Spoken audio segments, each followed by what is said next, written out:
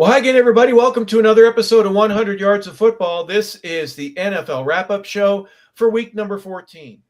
14 weeks in the National Football League. And we've had pretty clear weather, but now we've got snow, we've got rain, it's cold. Everything is starting to change because it's the middle of December. It's Christmas time, nearly 8 days into the month.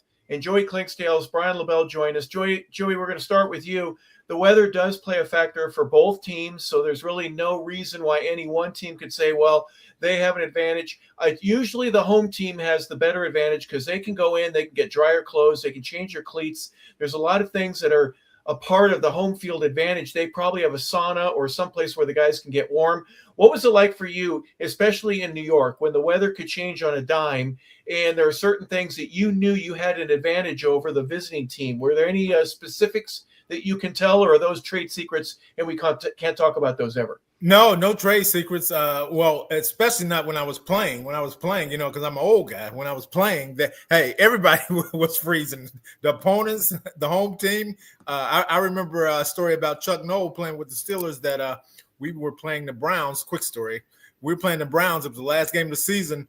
Chuck Noll didn't believe in heaters, and so we were looking across the sideline, and the Browns were covered up in their jackets. They had heaters on the sideline. We had jackets, but that's it. We didn't have heaters. We didn't have any of that. So, everybody back then, old school coaching, completely different philosophy than today. Now today you have different, trains of thought. But that goes into really stadium development, how people feel. Some cities that are cold weather cities will never have a dome. That's just the way they believe. They feel like it's an advantage for teams to come up in December and be cold. So, it all depends on your train of thinking. Yeah, and then the teams down south should take advantage of the speed and the ability to be able to run, especially early, while the other team still hasn't loosened up quite yet. They got a few of those fat guys that need that extra layer on, but they can't run the same speed. So there's different ways. One quick story. When I was at Colorado State University, we played at the University of Wyoming. We had that 50,000 BTU heater that was on the, it just sounds like a jet engine. And at one point, go over in the third quarter, and our quarterback is literally freezing, backup quarterback, Tom Thinnell. And then there's this unusually strange but terrible smell that was associated right about where he was. Dude, what is the matter with you? He had burned all the hair on the upper part of his, from his knee down to the middle of where his socks were. He got so close to the heater, and you know what burning hair smells like. So don't get too close, folks. Brian, do you have any cold weather stories? No cold weather stuff. I prefer to be bundled up. But honestly, like I was watching the Bears Packers. The Bears were having receivers slip out in the cold, but you think the Bears would be prepared for it, right? But I guess the surface and everything too. Packers will tell you, hey, we love the slippery cold because they get the home field advantage, and it paid off again on Sunday. It usually pays off for teams like that. They love it. So yeah, like what you guys are saying, they're never going to have a dome. Make these Southeast teams, make these Southwest teams come play us up north. We love it. Yeah, absolutely. Yeah, absolutely. You knew before the game started while the other team was warming up, whether they were shivering or whether they were fine. Mm-hmm. Speaking of a place that has a dome but doesn't need one, that's SoFi Stadium. The LA Chargers, Philadelphia Eagles in the Monday night game. They just started overtime, guys. They get 10 more minutes. They're tied at 19.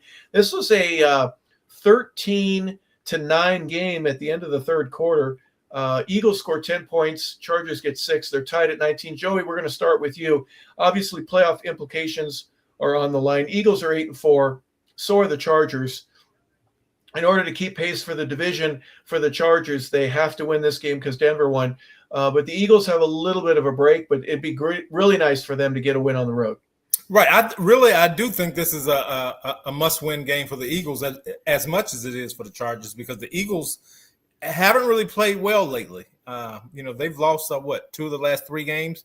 Yeah. So they haven't really played well lately. So they will need this win, in my opinion, a little more than the Chargers, because the Chargers really, I think their ceiling is the wild card. I think the Broncos have all but wrapped up this division. So I think the Chargers are playing to stay in the wild card hunt, and the Eagles are too, to be quite honest, but they can still win the division that they're in. So they really need this victory as much, if not more, than the Chargers need it. Eagles 8-4. number 2 in the division is the Dallas Cowboys at 6-1. So there's a 2-game lead there in between those Philadelphia Eagles and the Dallas Cowboys. But what a division change. Remember last year, there were a couple teams, including Washington. The Giants have been bad for a couple years. They're 2-11 right now, but woe is us for the Washington Redskins. They're 3-10 now. They didn't score. We'll talk about them in just a couple minutes. What a difference a day makes, right, Joey? Without question, Washington, all those close games they won last year, they're losing them all this year, and the injury bug has really affected the Commanders this year. Yeah. Brian, your thoughts here on Philadelphia. Again, with a 2-game lead with 4 to play, you would think that that's comfortable enough. But like Joey was saying, they got to start winning again. They've had some rough patches here over the past couple of weeks. Defensive line hasn't looked as stout as they have in the past. What are your thoughts here about the Eagles?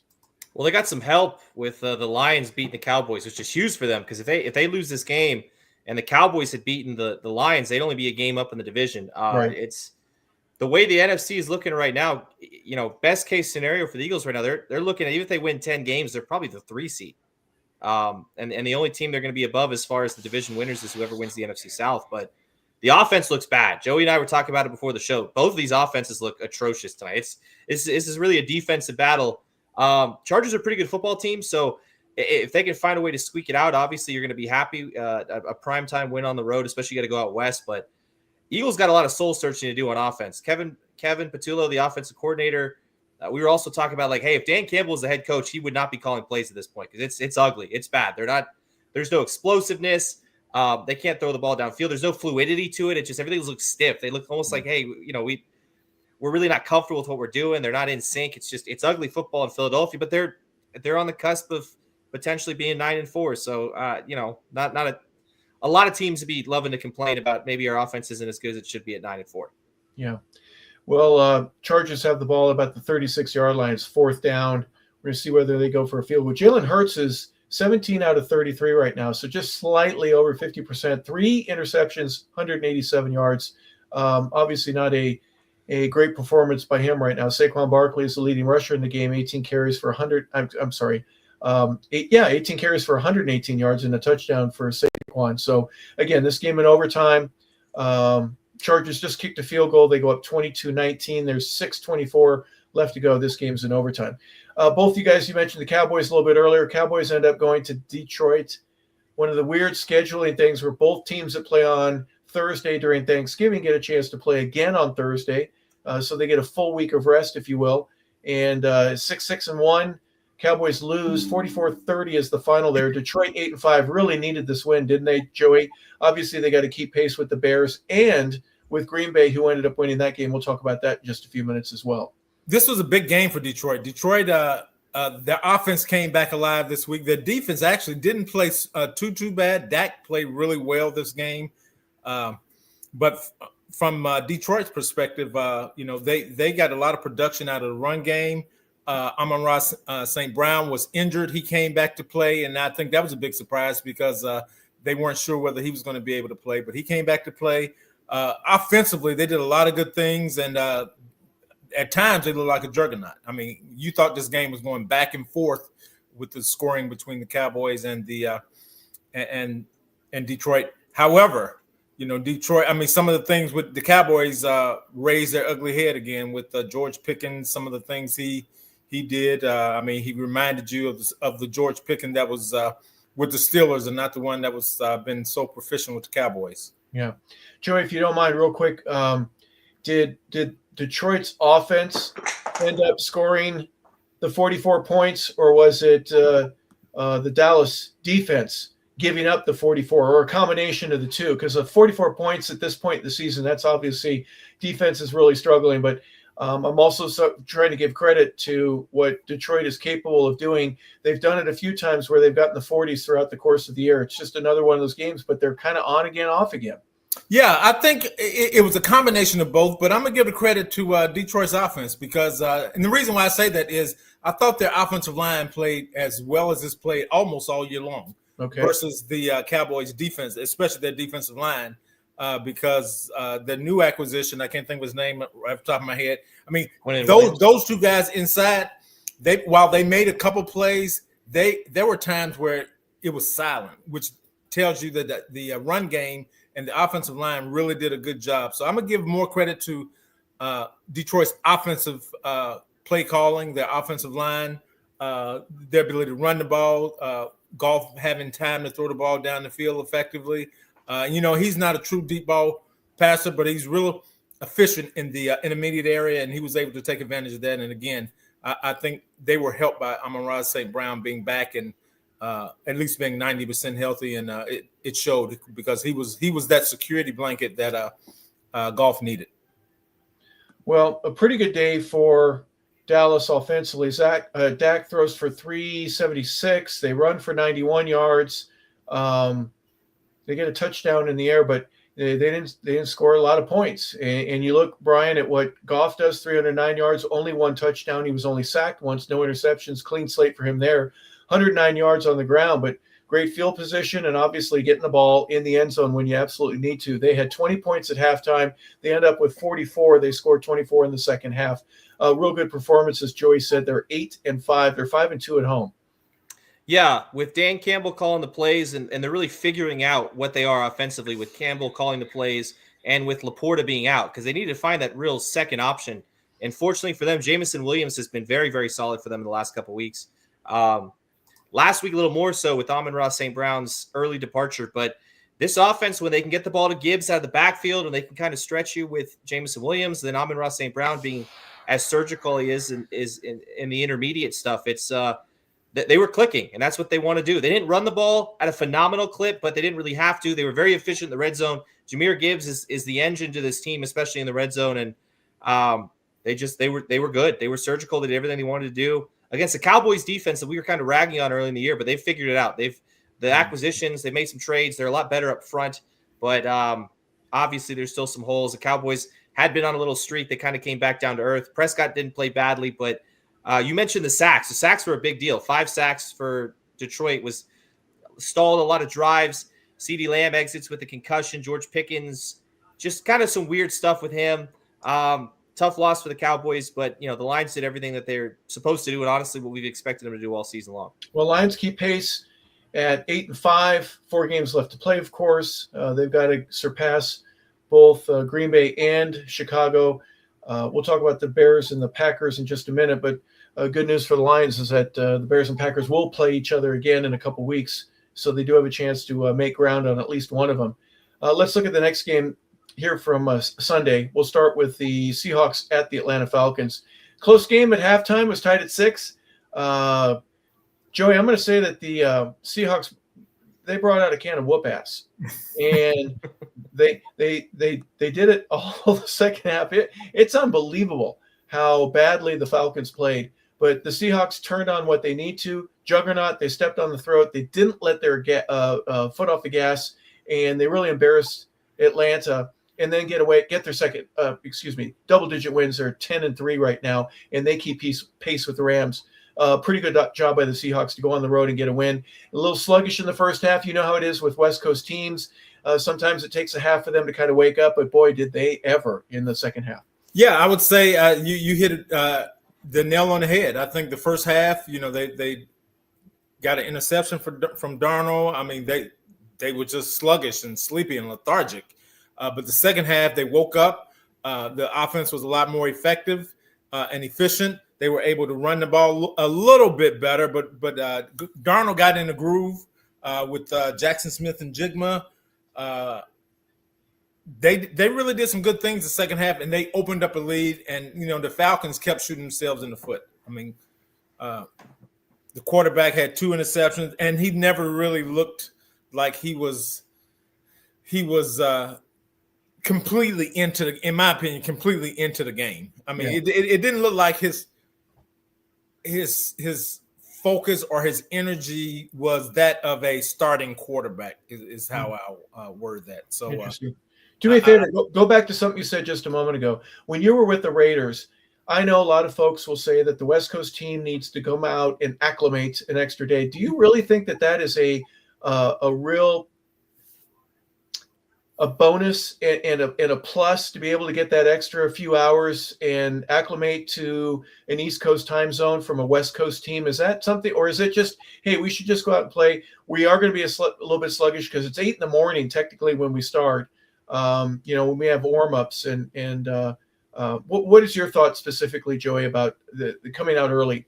Well, I do think it's beneficial from the standpoint of, you're all week or all the last 2 or 3 weeks, depending on where you travel to, or maybe the last month, you're in one time zone. So now you come across 3 time zones to play, and it affects your body some. It affects your sleeping pattern a little bit. So is there something to it? There is a little bit something to it. However, there are a couple cities that make it even worse. Atlanta's one of those cities for players because young guys want to get out in Atlanta and go here. Miami's one of those cities. New York City's one of those cities. So on top of the time zone, you're in Miami and guys want to get out. They get out after meetings. They go out and do whatever. And that used to be a problem in Denver. And okay, I'll pull everybody behind the curtain for like 10 seconds. That used to be a big problem when teams went to Denver because at the time, Colorado was one of the few states that had legalized use of marijuana. So now when teams fly into Denver after meetings, you got players going to do what they can't do in other places in the country. So that used to be a big issue in Denver. Now, with the state's laws changing, that's a little bit different. But so that used to be a big problem there. But now, it's still Atlanta, it's still Miami, is still New York City. So when you have those elements at play, and Las Vegas, you have those elements in play, then, hey, there's always that you have to worry about. Well, for the Seahawks, it looks like none of them went out. They all stayed in. They got a little extra sleep. And Brian, they really dominated the second half. They're 10-3 right now. They're tied with the Rams in the and the 49ers are just one game out at 9-4. This is a good football team. They play defense well, and obviously when Sam Darnold is given time, he's a difference maker there behind center. Yeah, a sneaky element to this team is their special teams is really good. Their special teams unit was huge in this game. They had a kick return touchdown. Yep. They had a blocked field goal. They were all 3 phases. They dominated this game in the second half. In the first half, they came out sluggish. They were lethargic, but it was just the Falcons were outcoached in this game. I'm just going to be honest. It was pretty bad. Seattle's a much better football team. I think we kind of knew that coming in. JSN might be the best receiver in the NFL right now. Darnold was a little bit off his spot. The Falcons were able to get some pressure in the first half. Seahawks made some adjustments. They were able to pick up some blitzes and maybe slide a little bit on some pressures, keep James Pierce out of the backfield. And once that happened, JSN had time to get over the middle, and Sam Darnold just found him. That's been the story all year with this team. They can beat you in the passing game. They can beat you in the running game, and this defense is legit. They might be the best unit behind Houston in the NFL. They're tough to beat. They beat the Falcons. It was 6-6 at halftime, and they finished with 37 points on the road. It's in a blink of an eye. This team is just they have the ability to score a lot of points. They got a big game with the Rams coming up. That's really going to decide the division, I think, and potentially the number 1 seed in the NFC. But Seahawks are legit. They're for real, and watch out for them in January and perhaps February. Brian, you've told me since he came out of college, Jackson Smith in Jigba, 7 catches. He was targeted 10 times, 92 yards, 13.1 on his average. He had 2 touchdowns yesterday. What impressed you? There's certain things that some guys have. With Randy Moss, he had a little bit of everything. He had great speed. He had great hands. He could catch the ball late and not show his hands.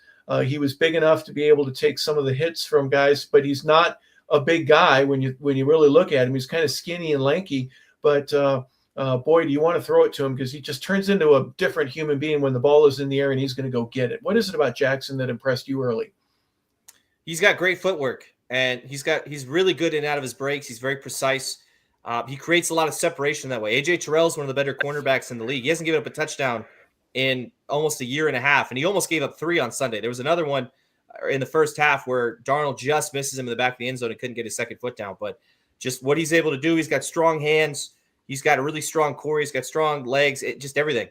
His frame will kind of lie to you because he looks kind of small. He looks kind of skinny, but he's very, very good. He's taking that next leap that Seattle needed him to in order to be a number 1 because I'm going to be honest, Charbonnet and Walker haven't been great in the run game. They've been okay. They've been good enough to win, but not dominant enough like some of these other teams. Like you watch the Rams run the football, they're dominant week in and week out, right? Chicago's getting there. The Packers, Josh Jacobs is when they need to be. The contenders in the NFC. And Smith and Jigba's done a good job helping to pick up the slack offensively, but I need to see the run game get going. But it's just, it looks effortless to him almost, right? It's just every single route, the out cutting routes, the in cutting routes, the vertical stuff, the short stuff. He's going to make a catch, and it's hard to get him down when he's got the football in his hands. It's a recipe for disaster if you're a defensive coordinator or a DB playing against him.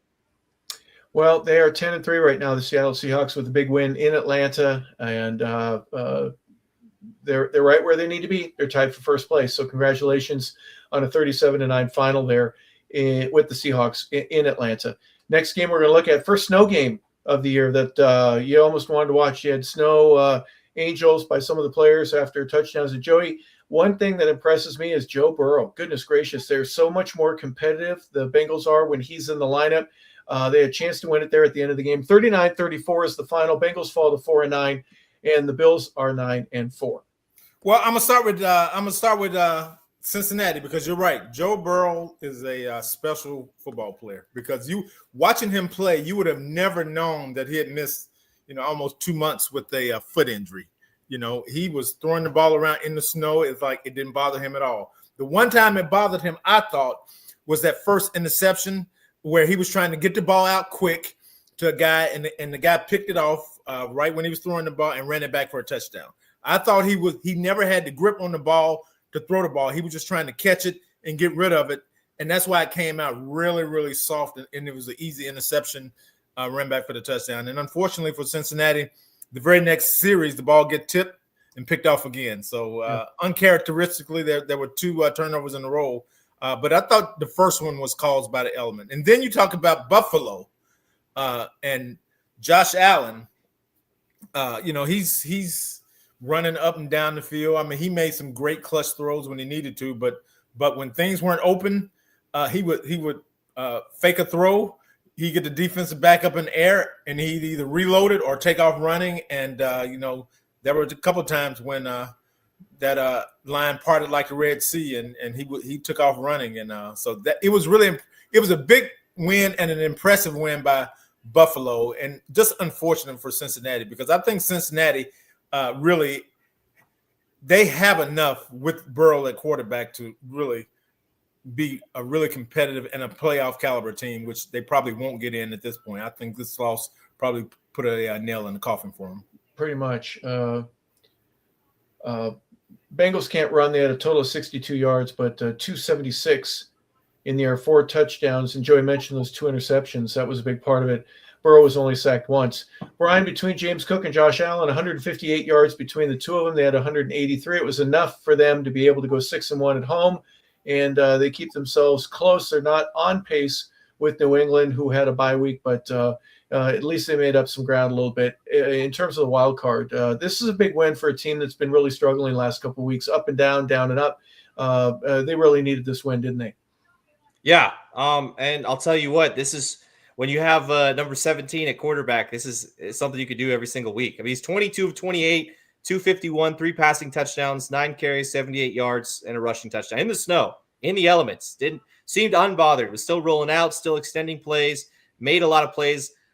This was a very close game. The Bengals played them very well through the first 3 quarters. It took 3 touchdowns in the fourth quarter for Buffalo to pull this one out. But like Joey said, it's kind of unfortunate because I think this Bengals team is pretty good. They figured out a lot of things on defense a little bit too late, I think.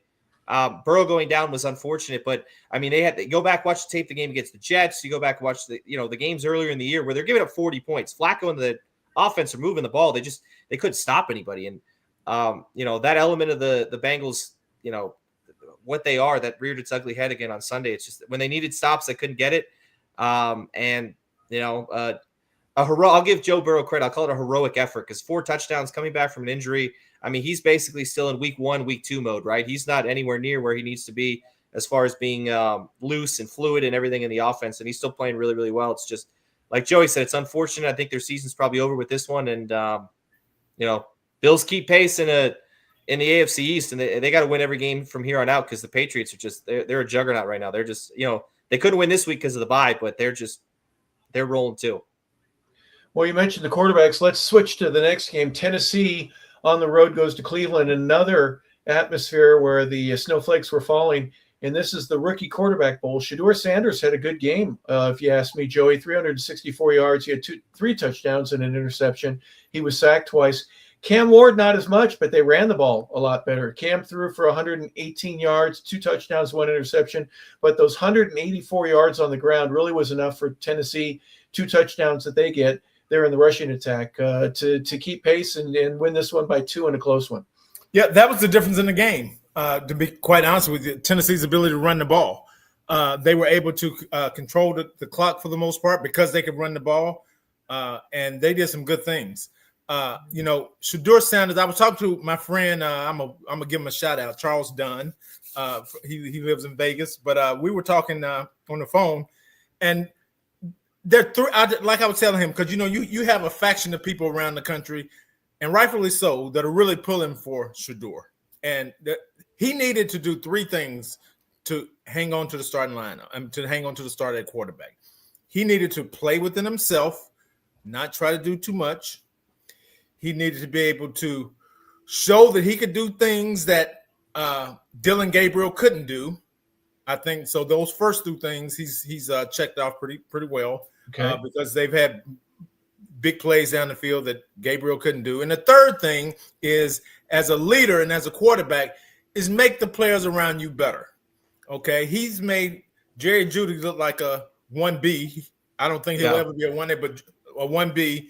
The running back Ford has made a ton of plays out of the backfield catching the ball. So I think Shedeur has not only solidified the quarterback position, at least for the rest of the year, but it makes you wonder if the players saw this in practice, and maybe they didn't, but I'm assuming they did. The players saw this in practice, and some of the coaches saw this in practice. Why did it take the Browns so long to get to this point? And I know Gabriel was going to get the first opportunity because he was a 3rd-round pick, and you were going to do that.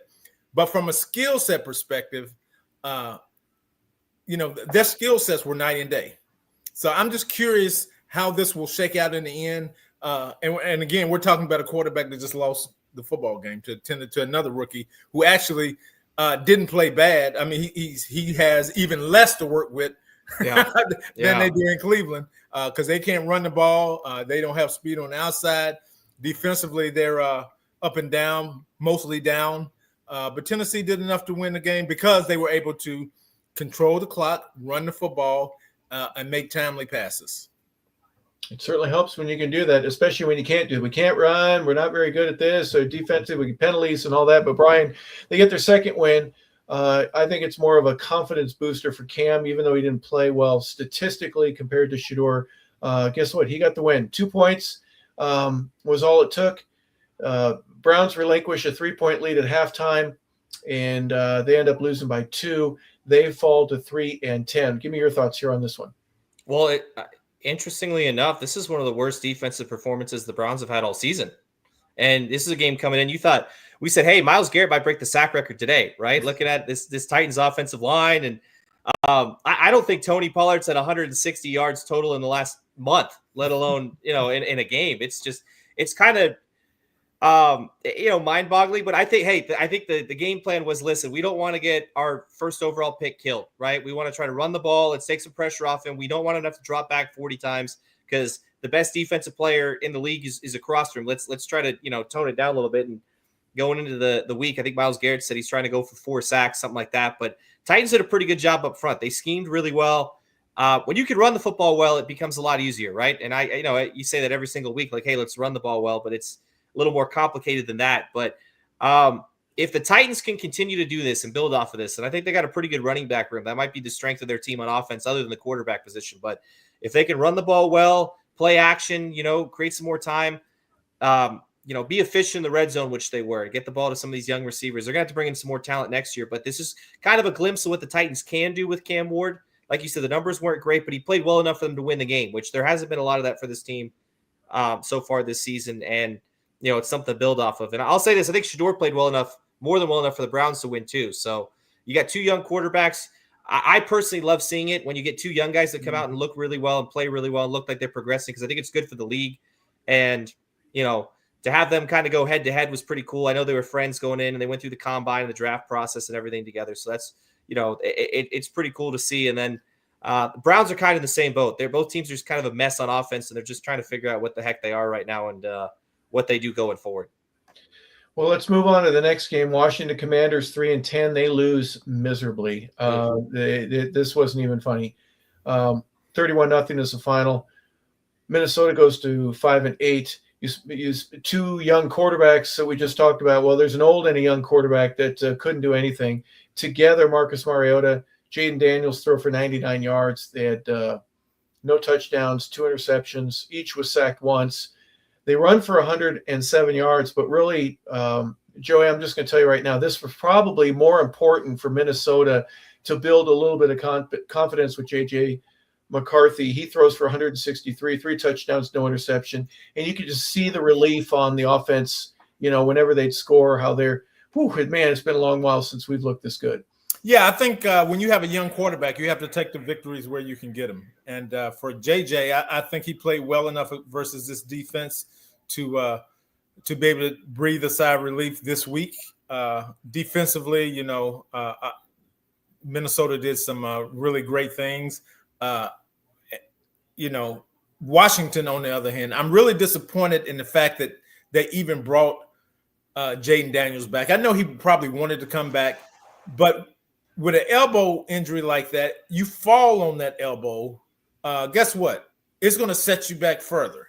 And I know he re-injured it and didn't come back in the game, and then you put Marcus Mariota in, and he did a few good things. But Washington, you could physically see when Jaden Daniels went down, the air come out of that team. Now they were already behind and hadn't scored, but it was like the air went out of that organization. It was like, not again.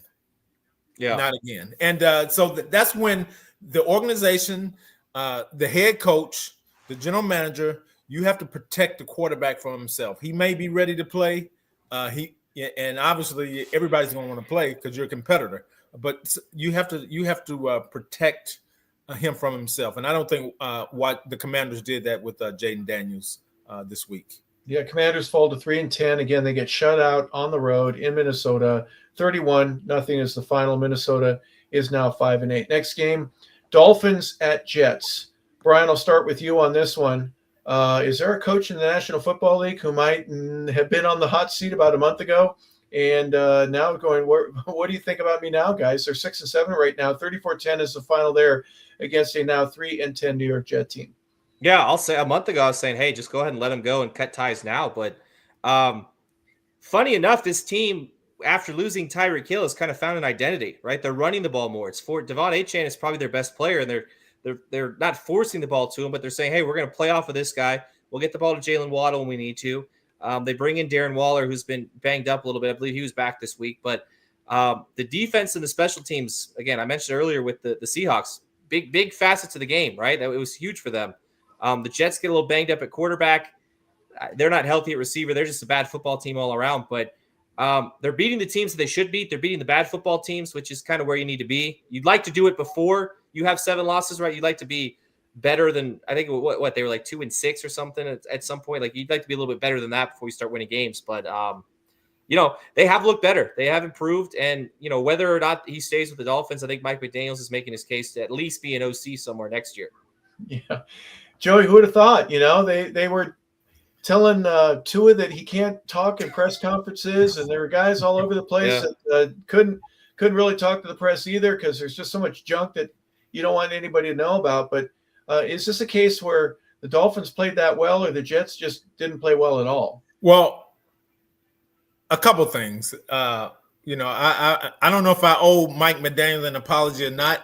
But maybe I do for calling him dead man walking. Yeah. About a month ago. No kidding. Now, do I think now that being said, do I think that he needs to be back there next year? I don't, because I don't know if they're going to get better. They're going to be better than 500 or below team next year. Once the smoke settles. So I can't say that. So maybe it is time for a change down there. But the Jets, there's nothing right now to hang your hat on. I mean, offensively, you need a quarterback. You need 2 quarterbacks. You might need 3 of them. You have a running back who can run the ball, but you don't have a very good offensive line.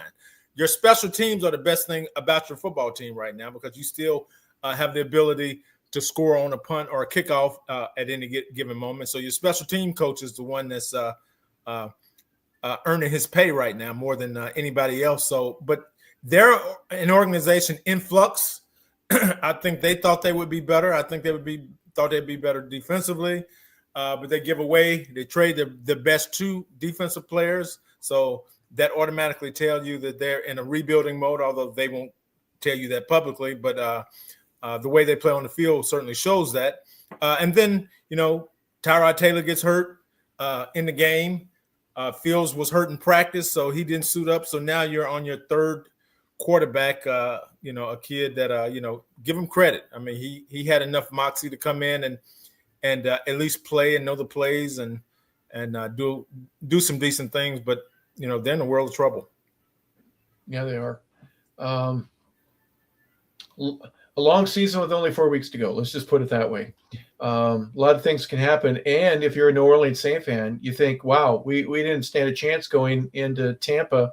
They end up pulling this one out. Joey, I'll start with you on this one. You cannot give an NFL football team, I don't care how bad they are, a chance to win and believe that they can win. They might take advantage of it. They were trailing by 3 at halftime. It was 10-3. They end up winning at 24-20. 3-10 New Orleans. Tyler Shufka is 144 yards. They rushed for 139. They did not outrush or outthrow. Baker had 122 yards. They had 179 with the touchdown on the ground. But New Orleans said, hey, just give us the ball there at the end of the ball game. We got a chance.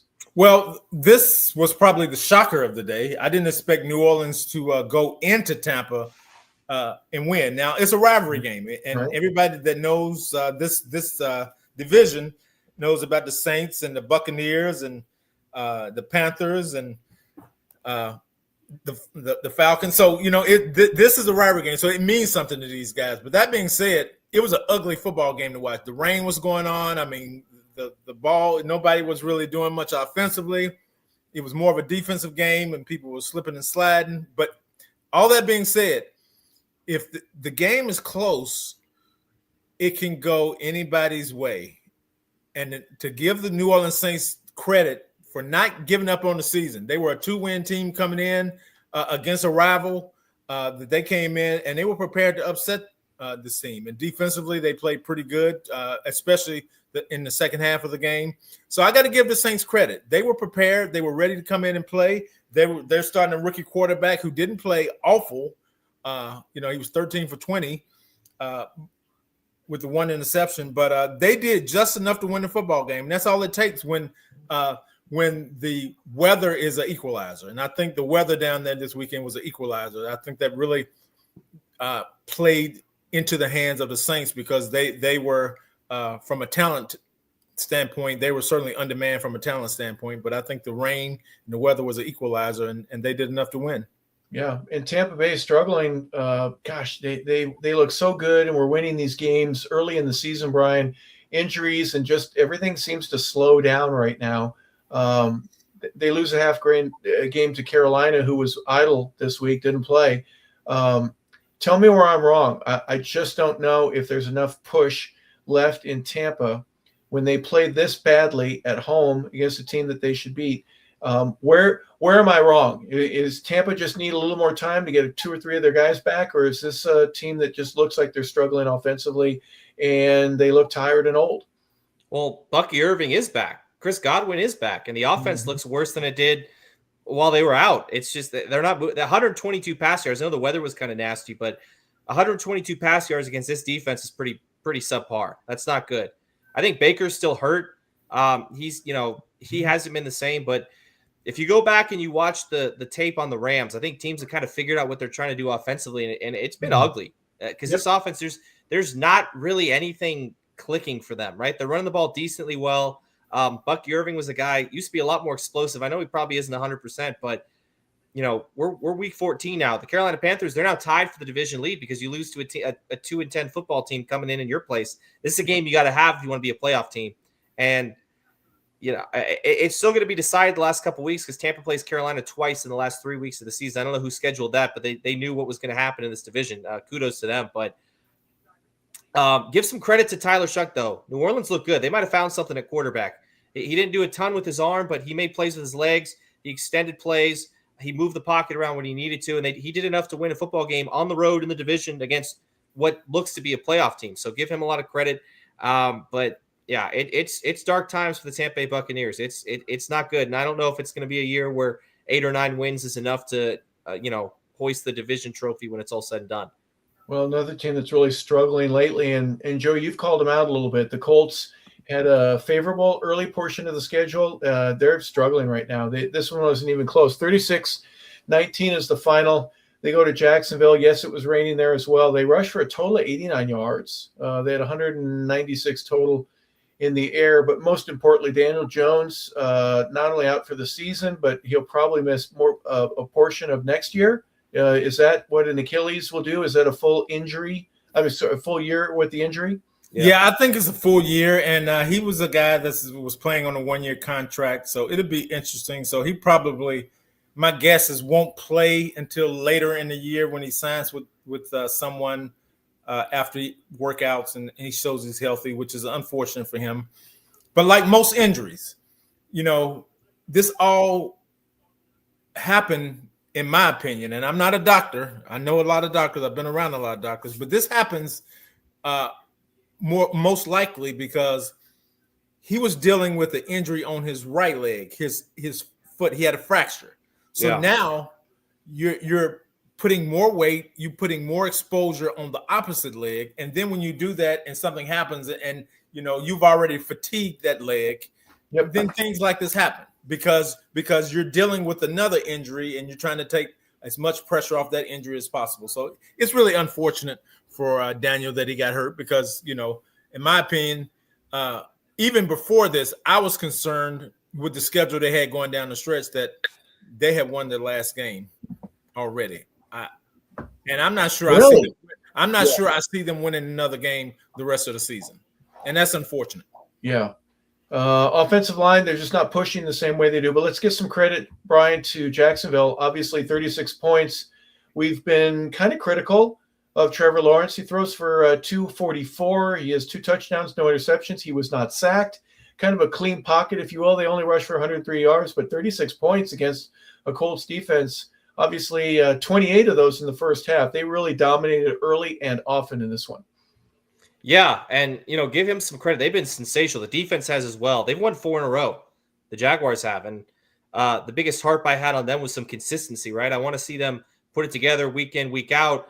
I want to see Trevor Lawrence be a little bit cleaner, fewer turnovers, which I don't think he had any in this game. They've kind of done everything the right way the last month. It's been really good football top to bottom. I think they're starting to believe in themselves. They were a young team with the new coach, and you can't really tell that anymore. They've kind of found their niche. They found who they are as a team. They're playing defense. They're running the ball well. I think realistic sky's the limit for this team. I don't know if they're as good as like where Buffalo is. I don't know if they're as good as New England right now, but they're confident, and that's saying something for them. They're winning a lot of games. They're going in the opposite direction in Indianapolis. They only got 2 games really left on the schedule that I could see them maybe losing, but Jacksonville Jaguars have a chance to maybe sneak in and get the 2 seeds a long shot, but they're looking at potentially the 3rd seed in the AFC. A very good, very strong field in the AFC right now, and it's just the Colts were there. They're reeling. The Daniel Jones injury is unfortunate, but Joey was kind of spot on. This team has been playing well for a while. They're playing all their good, all the tough games now, and it's just the wheels are falling off. And fortunately for the Jaguars, for them, they get a win in the division. They kind of separate themselves from Indianapolis as well. It's just a mess. But the Jaguars they're looking good. They're looking like they could be potential contenders, down the stretch. And one other thing about the Colts, right quick. I'm sorry, I didn't mean to interrupt. No, please do. Go right ahead. But their backup quarterback, Leonard, injured a knee, so Yeah. he's out. Yeah. So they don't have a third quarterback on the roster. I mean, Phillip Rivers is getting right. the call. They're bringing a 44-year-old quarterback who is Hall of Fame eligible next year. I don't know what the rules are if he takes a snap, if he's got to wait another 5 years, but they're bringing in I think so. Hall of Fame eligible grandfather. That's where we're at now with I don't know. And so Anthony Richardson is not coming back. He's probably taking his last snap as a Indianapolis Colt player. I'm guessing at this point. So it'll be interesting. Do me a favor. Is it nice for you, Joey? And I'll ask you the same question, Brian, in just a second. Is it nice to see a sellout crowd in Jacksonville and the fans going kind of nuts a little bit? It's been a long while, and it's one of those markets that's so small next to Green Bay, but they don't have the fan base that Green Bay does. I'm sorry, Jaguar fans. It's just not. That's one of the more traditional and awe-inspiring fan bases in the world. But you're winning, and your fan base is excited. It's a great place to be right now, isn't it? Yeah, I think. But to be fair to the fans, they haven't had a whole lot to cheer for. I mean, if you're going to the stadium because you love the team, because you have a professional team, that's one thing. If you're going because you're competitive and you love a team that's winning and you can follow them and travel around the country with them, then Jacksonville hadn't in the last few years haven't given you a whole lot to be excited about. Yeah. Brian, your thoughts here? Jacksonville, you watched on your 4-screen NFL Quad network. box. Yeah. It's pretty nice. What was it like for you just being able? Hey, it's nice to see. At least in my opinion. Your thoughts here on Jacksonville and the fan base? Well, there's still people in the pool. It's December and there's still people in the pool. I don't know how. Listen, when the weather's nice and the team's playing well, heck yeah, everything's going great for these guys right now. But the last time they had this kind of buzz, and it's kind of overshadowed a little bit because, like I said, the AFC right now, the talk of the town is the Broncos and the Patriots, right? But it's 2017 when they went to the AFC Championship game, and they were really a quarter of football away from knocking off Brady and the Patriots and going to the Super Bowl. That's the last time we kind of had this excitement in Jacksonville. Blake Bortles, shout out Blake Bortles. That was the last time this team was. Jalen Ramsey was also playing a lot younger and a lot better football there too. But listen, man, those teal uniforms might be ugly, but the football's pretty right now in Jacksonville, Florida, and sellout crowds are always nice, especially when I kind of like the teal, the black, the Mark Brunell, way back when, but it is what it is. Well, one of the more unique jerseys also in the National Football League, one of the cheaper organizations, if you don't like them, because they only can afford to put a helmet sticker on one side. Steelers I think they steal this one. They really needed this win, didn't they? Obviously for, them to have the same record, but go into Baltimore and take it to them the way that they did. 27-24 is the final, Joey. Your thoughts here? Aaron Rodgers with 284 yards and a touchdown. This was a big game for the Steelers. They needed this in a multitude of ways. They needed this for their psyche, for their fans, for themselves, for the coach, for everybody, for Aaron, for DK Metcalf. They needed this for the defense. So they needed a win in the worst way. And this was a tough one because guess what? Your most hated rival is where you're going to play. Yep. And you're on the road, and, they band together. And Aaron has said during the week, we're going to be okay. And he knew something that maybe everybody else didn't because they opened up the offense. They went down the field when they needed to. Aaron scrambled for a touchdown and gave you the discount double check move. But his arm, he threw the ball great when he had to. They found a little bit of a run game. It's still not great. I still don't know how much if they rushed for 100 yards. My guess is they didn't. No, they rushed for 34. Exactly.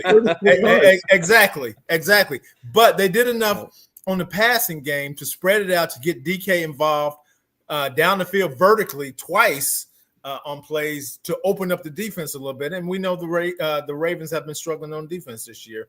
Yeah. And Lamar didn't play up to the Lamar standards a lot of the times, although he did run the ball effectively when he had to. Well, speaking of running, Brian, 217 yards on the ground. They only had one touchdown, but there are statistical ways of saying there's no way we should have lost this game. We ran for 217. We threw for 219. Aaron Rodgers threw for 284, but 34 yards, and you still get a win. Steelers, did they get lucky, or was this just a matter of, like what Joey said, the Ravens defense, they just can't stop anybody right now? The Steelers were efficient scoring in the red zone, which is something they really haven't been. They moved the ball down the field. Aaron Rodgers was really good. He looked not quite vintage Aaron Rodgers, but he was moving the pocket. I mean, 284 yards, all things considered, for what they've kind of the offensive duds they've put up in certain instances this year is really good for them, especially when you have no run game to hang your hat on. But it was funny seeing Rodgers do the discount double check. You can see Tomlin too. He hit it even harder than Rodgers did. Yeah. You can tell, like, it was a lot of weight off his back because this team was struggling. If they would have lost this football game, I think there would have been some rumblings in Pittsburgh about, hey, maybe we don't just need a new quarterback next year. Maybe we kind of need to rehaul the whole coaching staff, which, credit to him. I don't think he's ever had a losing season. But with Cincinnati losing, and I think Pittsburgh kind of establishing themselves and saying, hey, listen, we've struggled, but I think we're still the best team in the AFC North. I still think they're in the playoffs. I still think they got a chance. Obviously, once you got to make it to the dance, right, before you can win the whole thing. But on the flip side for the Ravens, their offense just isn't clicking. They're moving the ball, but they're kind of in the opposite direction. They're moving it efficiently, but they're not scoring in the red zone. If you go back and you watch the last play of the game, they had a chance to go ahead and take the lead, and Lamar's rolling out. He doesn't see DeAndre Hopkins. He's a little late in the back of the end zone. He's wide open, and because of that, he makes the throw, and the timing's off, and Mark Andrews comes across the middle, and he thinks the ball's to him, and it gets tipped, and it's just that they're out of sync. They're out of sorts, and you can kind of tell when your quarterback misses a little over a month, that's going to happen, right? That's to be expected, but this is a game that, Baltimore, from where they were a month ago, this game was circled on the calendar, right? Hey, let's get to 6-6. Let's play Pittsburgh at home. And depending on what they do, it's a huge chance for us to get, not just back in the division, but to get ahead. And, they kind of squandered everything they worked for the last month. And it's just, they kind of looked like the Ravens of old, the team that dug themselves in the hole. Because I know Lamar's out, but like Joey said, this defense was struggling, and it's just, they weren't very good. I don't want to give us credit either, but Joey and I last week were very, adamant in calling out Pittsburgh, saying, hey, maybe throw the ball down the field a little bit. I don't know if they're listening, but they did, and it worked. So, hey, kudos to the Steelers. It's always tough to go win on the road in the division, and they did exactly that, and they needed it more than they needed this one really badly. Hey, Joey, the relationship and how important it is from a marketing standpoint and all that. Is Mike Tomlin and Aaron Rodgers going to do a commercial now to offset what Mahomes and Andy Reid were doing? Hoof, Scoo-Doo, no, I'm not saying that. There's some pretty funny ones that are out there. Everybody knows it. But yes, when your head coach is doing it for free, there might be a commercial. Absolutely. You're right. Well, a team that probably should be in the ad papers, in social media and everything. Denver Broncos at 11-2 right now. They go on the road. Vegas was a nice visit. They win by 7, 24-17 the final. They beat the 2-11 Raiders.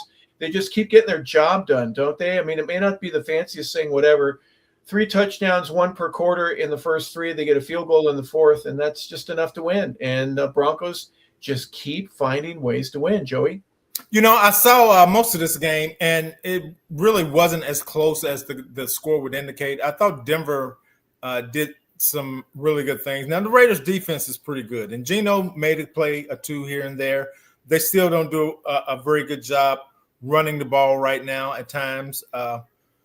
But, Denver is a pretty well-rounded football team. And, again, they have a young quarterback that keeps finding ways to win. He was really efficient with the ball. Didn't throw for a ton of yards, but he was really efficient with the ball. And defensively, again, we've talked about Denver's defense all year. Denver's defense has been pretty good all year long, and they showed that again in Vegas. And again, another big rivalry game. When I was with the Raiders, this was always a rivalry game. Obviously, circled on the calendars. This game and the Kansas City game for sure, because the Charger game was always like a home game because. We always have a lot more fans than they would have. But but so this was always a big game. So this was always going to be a tough game for Denver to come in and win, especially in Vegas. But they took care of business. They did what they need to do. Well, a team that did not take care of their business, and that's the Raiders. Brian, an embarrassing 12 rushes for 40 yards, 3.3. Their longest rush of the day was 6 yards. It's bad. They can't move anybody. Geno Smith leaves the game. Kenny Pickett comes in. Geno was 13 for 21 for 116 yards. He was sacked 3 times against a very good Denver defense. Give me your thoughts here on the Raiders. Offensive line is bad. It's just, you can't really hide that.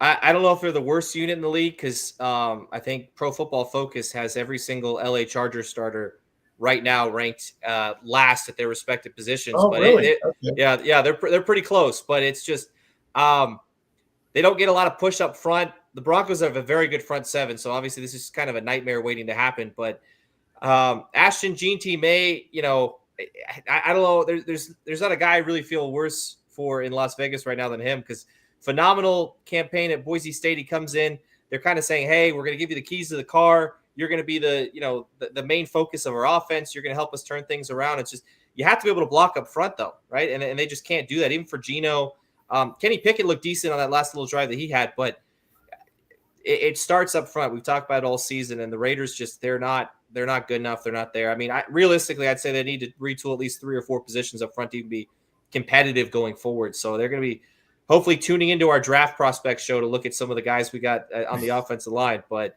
not a lot to write home about if you're the Raiders. I guess the good news is, though, everyone else is kind of winning. So I don't know where they are at draft position right now, but I guarantee you they're top 3 or 4.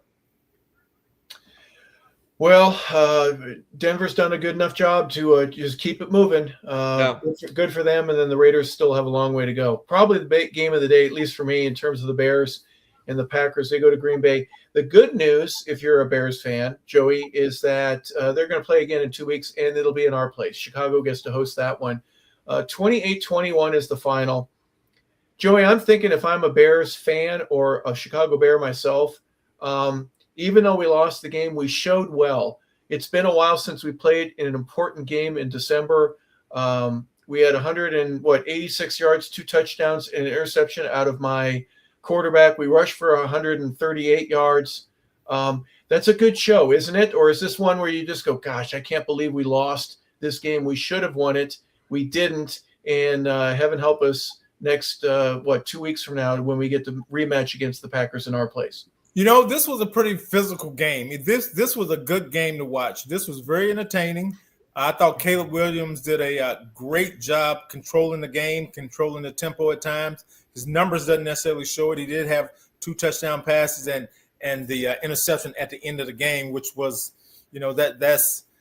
it's mercurious from the standpoint of he's rolling to his left and has to flip his body around to try to throw the ball over a defender to get a touchdown. So I'm not excited by the play call at the end of the game there. And I don't know if there was I didn't look at it to see if there was a guy underneath or somewhere else he could have gone with the ball. So that was unfortunate. I mean, it would have taken a perfect throw. You probably have to throw that ball toward the pylon and let the receiver run to the pylon to catch the ball. But to try to throw it over a guy's head is pretty difficult. But with the exception of that, he made 3 or 4 plays in the game that probably he and Mahomes and Josh Allen are probably the only 3 guys that could make a throw like that he made in that game. So that was really impressive.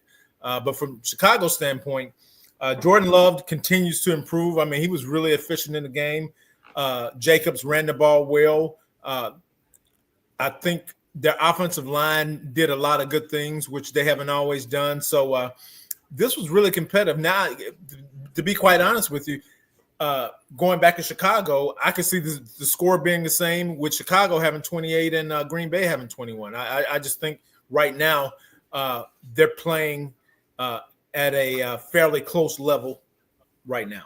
Would you say this is a confidence boost for the Bears in that even though they lose, they can play well on the road? They're good, and they're anywhere remotely as bad as they were last year at this time, right? This is, like I said at the beginning of this game, it's a meaningful game in December, and Chicago hasn't had that in so many years. I think even though they lost, they fared well enough. A competitive game. It was a 1-score game to where they really can build off this.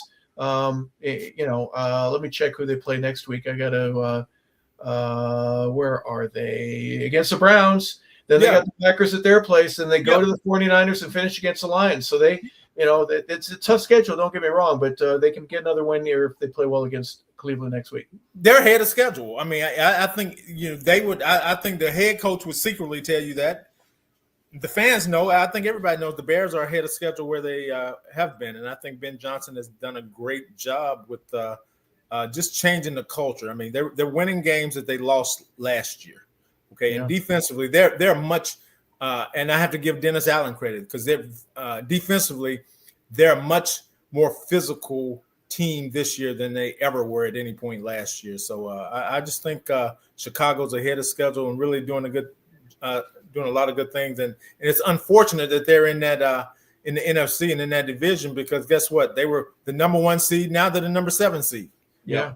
And they have 9 wins. One game. Yeah. Brian, let's give some credit to Green Bay, right? You leapfrog past Detroit and Chicago in consecutive weeks and really put yourself in a really great spot. You said at the beginning of the year that this was a team that once they had the Micah Parsons trade, that you're thinking Super Bowl. We forgot about him for a little while, but is that Super Bowl bet? What is it? 350,000 to 1.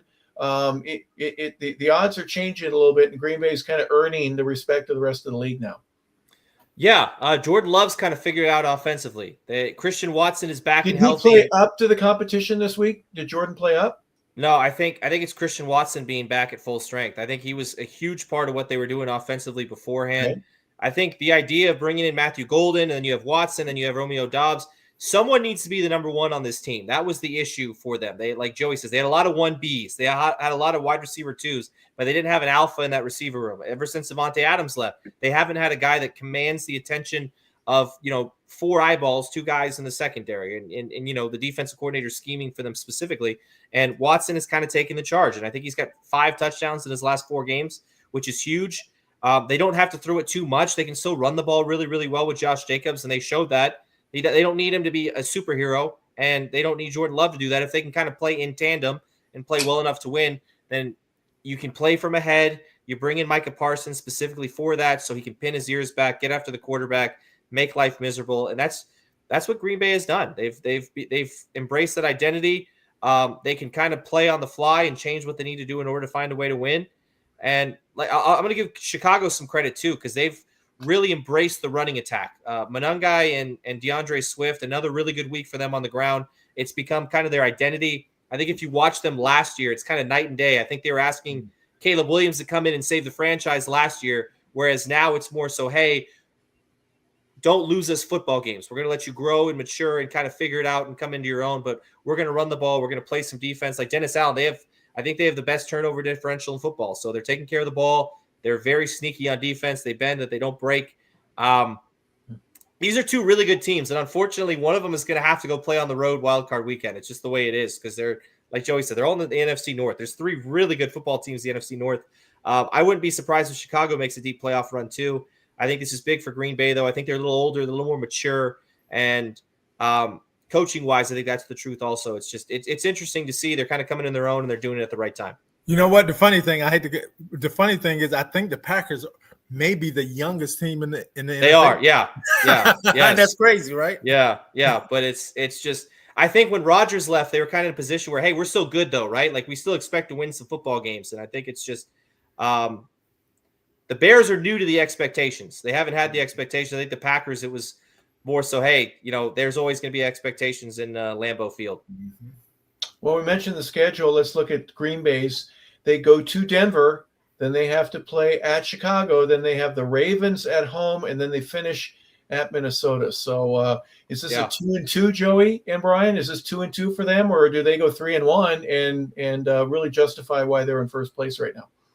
I think all those things are on the table because they can play defense. Okay, I think the Denver game may end up being the toughest game from the standpoint of Denver can play defense too. And I think they're going to get after Jordan Love. So I think, in my opinion, that's probably going to be the toughest game, and not taking anything away from everybody else. But it's the next game, and it's the toughest game. But if they can get through that, I think they have a chance to win 3 of those, 3 to 4. Brian, 3-1, 2-2. Where do you see them?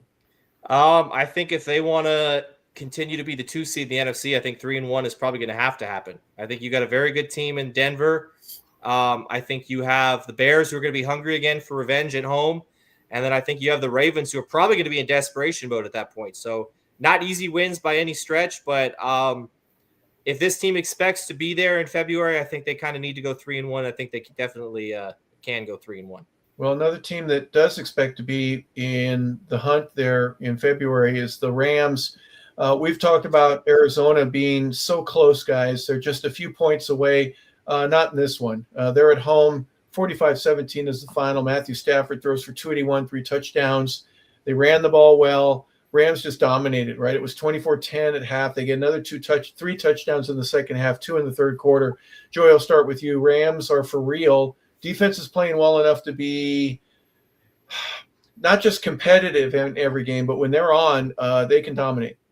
Obviously, they have a championship level defense. I mean, they played in the NFC Championship game last year versus the Eagles, and probably that was a great chance for them to win that game last year, believe it or not. So I think defensively, the Rams are a really good football team, and as long as offensively they keep doing what they're doing, they have a really good shot of representing the NFC in the Super Bowl, to be quite honest with you.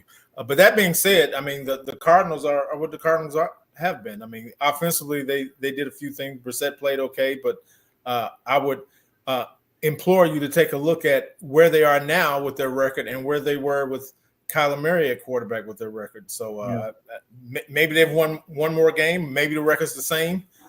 It's all so. At the end of the day, the offense needs an overhaul, whether it's the quarterback. I think Kyler Murray, if I'm being honest, has probably took his last snap with the Cardinals. But again, I'm not sure Jacoby Brissett is the answer. But I will tell you this.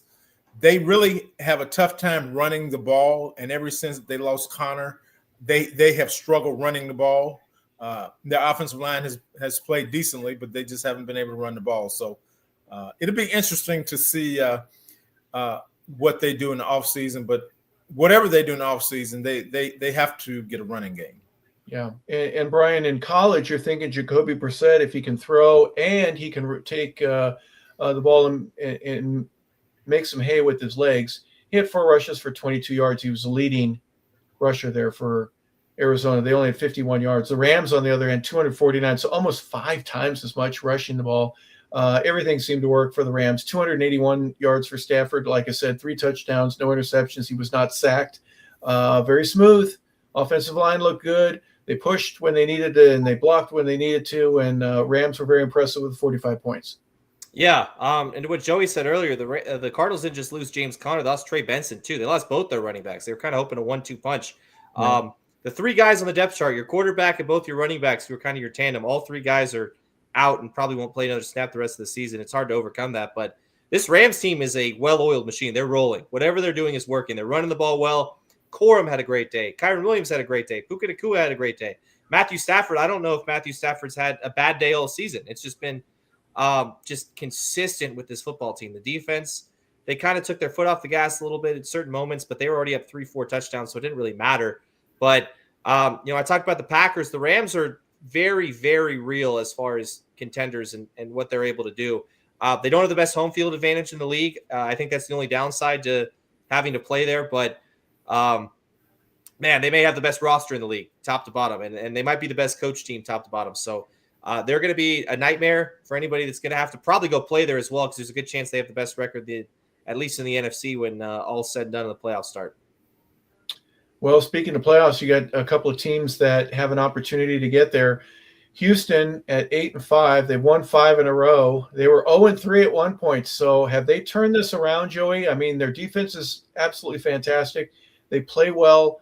They beat the Colts, the Bills, the Titans, the Jaguars. They lost to the Broncos in a close one. They win against the 49ers. They lose to the Seahawks. They beat the Ravens, beat the Titans. So these aren't the best teams in the league that they're beating, but they're winning at the right time and giving themselves a shot to win the division. Yeah, you got to give the Texans credit. I mean, because defensively, they are a really good football team. And in this game, they did a really good job versus Kansas City and Mahomes. Mahomes missed a few passes that normally he would make. Yep. But, however, I don't want to say but, I'm going to say however. However, that offensive line is as bad as he's had his whole tenure in Kansas City. And then you have receivers, tight ends dropping the ball, especially in key situation. He's running for his life. He's making throws, putting it on him, or a little behind in a couple cases, and they're dropping balls. So I just think, obviously, their reign as the AFC West champion is over. But, they probably will miss the playoffs. I was of the mindset, they could still, and they probably could sneak in as a wild card, but given the issues on the offensive line, I can't see them finding a way to run the table to winning 4 in a row, because I just have no confidence in this offensive line, especially protecting the quarterback and creating a run game. But the Texans, on the other hand, I expect them to probably win that division, because defensively they are able to control the line of scrimmage on the defensive side of the ball. They're getting pass rush from both edge rushers and up the middle. Defensively, they do a good job. They have Azur, I think is his name, is a really good linebacker. They have Stingley at corner. So they do a really good job defensively of applying pressure to quarterback and making the quarterback have to get the ball off his hands. So I'm really impressed with what the Texans have done. I'm still not super excited by some of the things I see in C.J. Stroud. I know he's coming back from injury. He scares me when pressure gets in his face. Sometimes he's not as calm and as collected as a couple other quarterbacks I've seen. But if they can stay out of having the offense have to go out and win the game, I think their defense can carry them a long way. Well, one thing that the defense did is just give them a chance to win at the end of the game, Brian. Here's the thing that I thought was interesting. It was 10-0 at the half. It was tied at 10 at the end of the third. And then another 10 points, a real differentiator, is this is what Kansas City is supposed to do. This is what they've been doing now for the last 7, 8, 9 years, right? And they come back and they find a way to win. They weren't able to do it at home when they absolutely needed to. So is this a compliment for how good the Texans are right now when they need to be, or is this just we're looking at a much older, slower, and less explosive Chiefs offense, and one that it just doesn't have that same mojo that they had just 2, 3, 4 years ago? I think it's a culmination of both. The Texans did a phenomenal job. Now, Stroud didn't play incredibly well, but he played well enough to win the game. The defense set him up a couple times. Just, hey, let's go kick a field goal. Let's go score a touchdown. Let's flip the field, whatever it was. And that's what this Texans defense has done all season. But Rashee Rice had drops. Mahomes had throws that he just missed. That you usually, he makes those throws. And Travis Kelce dropped 2 passes. One was an interception that really decided the game late. It was the last time they had the ball. Well, second to last time. Other than that, it was already out of reach. But this Chiefs team is making mistakes. They're doing things that we're not used to seeing. It's just you see the frustration boiling on the sidelines. You used to see it on the other sidelines when you're watching the Chiefs play, right? It's just like, hey, man, we can't find a way to beat these guys. And right now, the Chiefs they can't find a way to win football games. It doesn't matter. The defense was good enough. Chris Jones played a really good game. It's kind of getting overshadowed by the final score and the loss, but Chiefs are going to be looking for answers. It's going to be a weird offseason for them. And like Joey said, I don't think this is a playoff team. They're bad enough to where I don't think they're going to make the playoffs. And even if they did, I don't think they'd beat anybody on wild card weekend anyways, because it's just it's kind of ugly to watch. They're not scoring. They're not doing a whole heck of a lot. And Patrick Mahomes will probably tell you he's probably not having a lot of fun anymore. Yeah, it's a whole different ballgame when you're flicking the ball behind your back and sideways and while you're running out of bounds, and it works, and it's not working right now. Real struggle for them, and maybe a playoff change in Kansas City, which we haven't seen in quite a while. They've been so good, especially at home over the past 5, 6, 7 years, just dominating. Well, 2 teams that will make the playoffs. Let's look at this Monday night game that just ended a few moments ago. It goes to overtime. Charger field goal with about 7 minutes left to go in the ball game ends up being the decider. 22-19. Joey, real quick, Chargers at 9-4 keep pace with the Broncos. You need something like that. Herbert is just playing well enough to help them win. Rushing obviously is a key for any Harbaugh team, and stopping the run Give me your thoughts here on how the Chargers now at 9-4 and the Eagles at 8-5 differentiate between the two of them for me. Well, I'll say this: I didn't. Obviously, we didn't get to see a whole lot of this game. But what I saw, I mean, Herbert is a tough competitor. He got beat up a lot in this game physically, and they were going after his hand.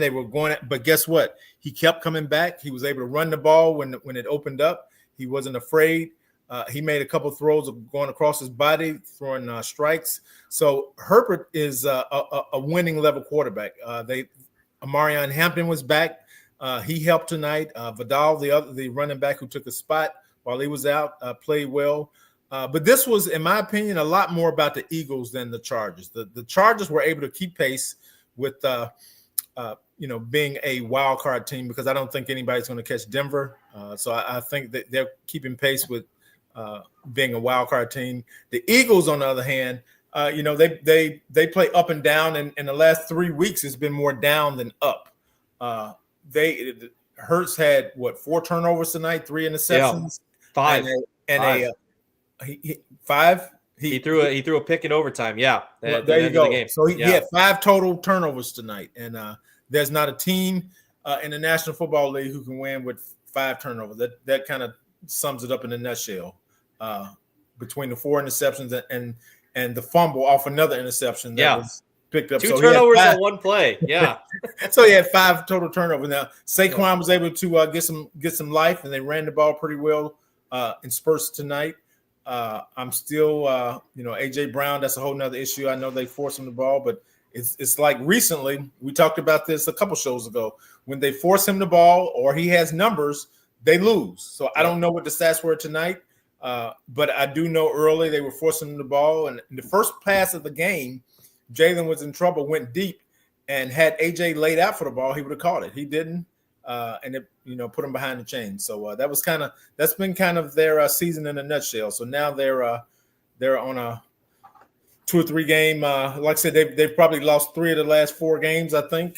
So it's going to be a tough battle, because I'm thinking they're still going to win the division, but they're going to go into the playoffs not playing their best. So it'll be interesting to see where they are.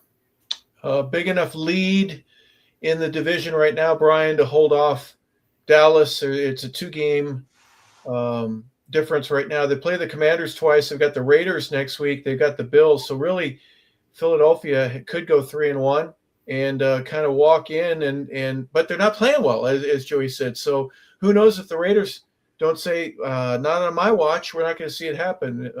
What are your thoughts here about Philadelphia and the struggles that they have right now at 8-5? Well, they got 3 get-right games on the schedule, but it's going to have to be a get-right season for this offense, because it's bad. If you take away that Saquon run, which there may or may not have been a hold on that play that wasn't called, this team scored 12 points. They ran very few plays in the red zone. They did not have a lot of success. Kevin Patullo is their offensive coordinator, and I don't know how he's still calling plays. We talked about it earlier. It's just something's got to give. You got to change something, right? At a certain point, you got to make a decision and try to find a jolt, find something with this offense, because I think the worst of it all now is your starting quarterback, who was lights out in the Super Bowl just 10 months ago. He's lost his mojo. I think he's lost his confidence too.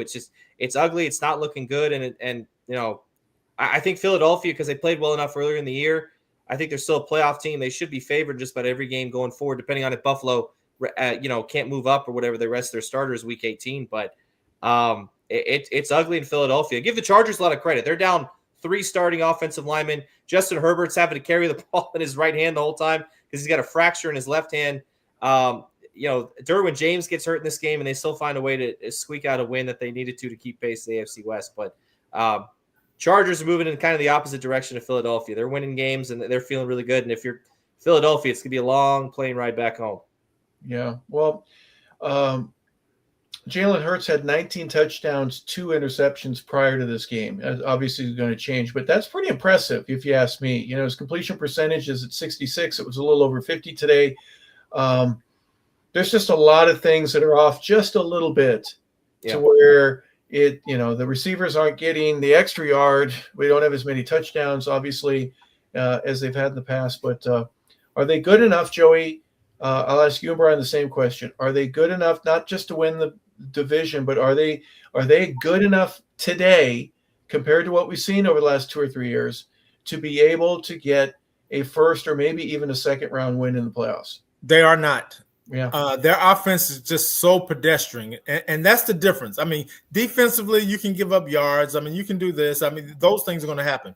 But offensively, their scheme is completely different than the scheme they were in last year. Obviously, you have a new coordinator because your old coordinator is now the head coach with the Saints. So you bring in a guy who, if I'm not mistaken, was never a coordinator before. So he was kind of unproven walking in the door at that position. But it just looks elementary. You kind of know where the receivers are going to end up. You know what the motion is going to be when you get motion. Everything just looks. I mean, I've said it before. I'll say it again. I've seen 7-on-7 camps that's got more imagination in their offensive scheme than I've seen with the Eagles this year. Yeah. So I just don't know how far that offense can take them. Brian, same question to you. Do the Eagles have that same configuration where they could run the push? Anything on fourth down was going to be a first down, and the consistency in the third down conversion rate. All of it seems like it's dropped off quite a bit this year. Well, they were a team last year. If it was third and less than 5, you thought they were going to convert either on 1 or 2 plays. It was just consistency, right? They could run the ball. I mean, they could just hand it to Saquon and get him a full head of steam going forward. They get 2 or 3 yards every single play just doing that. And it's just, there's no push up front. They kind of remind me a lot of the Atlanta Falcons post Super Bowl year, right? 2016, you get Shanahan, you have all these great minds on the offensive play calling, in the coaching staff. They had LaFleur, they had McDaniels, they had Shanahan, they had all these guys here, and then everybody leaves, and you try to rekindle the magic the next year, but it's just not quite the same. The timing's a little bit off, and the plays, it's just not quite there. We're not calling it at the right time, and they're kind of reminding me a lot of that, and it shows you how valuable, why a lot of these teams are going to go out, they're going to try to get the hot coordinator as far as, new coaching hires, whatever it is, because sometimes that is the difference for a football team, and you have a very talented Philadelphia Eagles team. They're almost the same team they were last year, and it's just, they look like a shell of themselves right now, and it's ugly, and it's just at this stage, like I've said it, for the last few weeks, they are what they are. I mean, we're through week 14. This is who they are. They're going to have to be a team that's going to have to maybe find 1 or 2 big plays and rely on their defense, who had 7 sacks, by the way. They had a phenomenal game on defense. It's just overshadowed by the turnovers, and they're finding ways to lose games, whereas last year it was the opposite. They're just finding ways to win.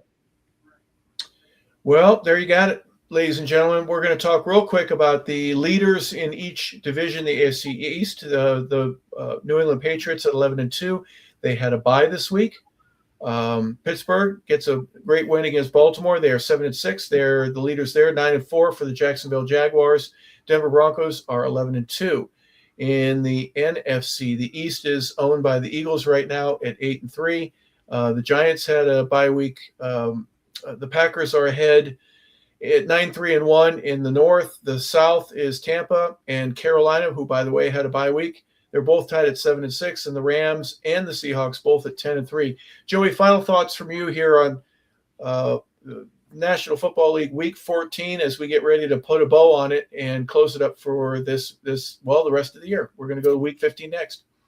Well, December football is different, as we know. Again, like I said last week, it comes down to coaching some, but it comes down who can run the ball, and physicality matters in the National Football League, and the teams that are most physical and can run the ball will usually prevail. But again, it's December football. Wacky things happen sometimes. But you also, the way the schedule is set up, you also have a lot of rivalry games, which makes it really competitive. So The next game in Chicago and Green Bay, it'll be in Chicago. That's a rivalry game. You got Carolina playing in Tampa late. That'll be a rivalry game. I mean, all those games, you have games coming down toward the end that really mean something for teams and are important from a playoff standpoint. So NFL football is fun.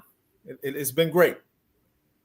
Brian, there's got to be some verticality. You got to go deep. You got to take it. You got to, get it down the field. Your thoughts here, finally, or at least, tying a bow on the Week 14 portion of the season that's we're going to say goodbye to. All the divisions are still kind of wide open, with the exception of the AFC West because the Broncos are 2 up. But every single division probably going to be decided within the last week or two with a lot of, like Joey mentioned, the rivalry games, the divisional games. The weather gets weird. It's really when you kind of find out what your football team is.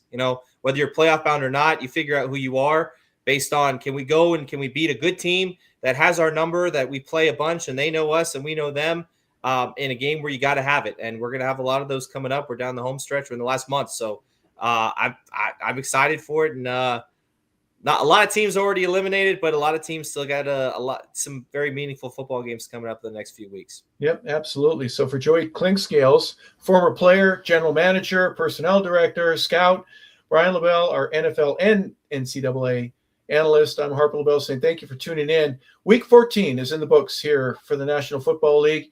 We hope that your team plays better next week than what they did this week and gets another win if they've already won this week. But we certainly want to let you know that December, as Joey said, December football is a little bit different. You're going to see a lot of snowflakes, a little cold rain, and obviously a lot more jackets that are in the stands for all the folks that are there. But we'll be there for all of it. We'll be at week 15 next week. We appreciate